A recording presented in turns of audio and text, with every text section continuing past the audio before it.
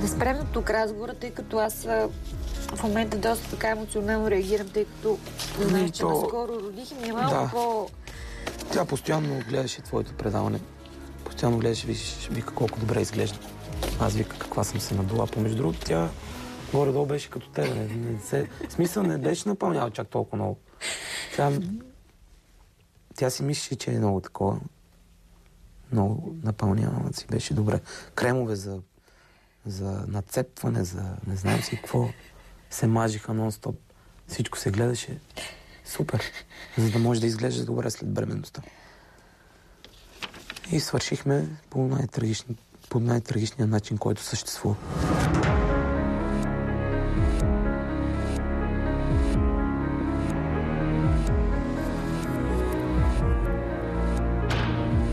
Изказванията на Христо Коледаров за вина в нашата болница не се приемат. Експертизата от лекарите в Министерство на здравеопазването ще излезе и истината ще бъде чута. Кога да чакаме тази експертиза? Някаква дата можем ли да кажем? Първата дата, която беше посочена е 8 май. Ние самите сме заинтересувани. Втора дата няма. Да, чакаме.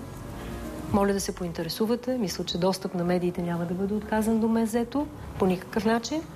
Хората, които отговарят за този случай, също считам, че са любезни, така че независимо от това, че ние чакаме, мисля, че който има интерес, би могъл по всяко време да търси и да чака истината да излезе на този свят. Аз лично милея и искам само това и нищо друго. Надявайки се, че повече няма да участвам в подобен род предавания, в които ще се оправдавам за това, което не съм. А бих могла да участвам в предавания, в които да покажете какво съм.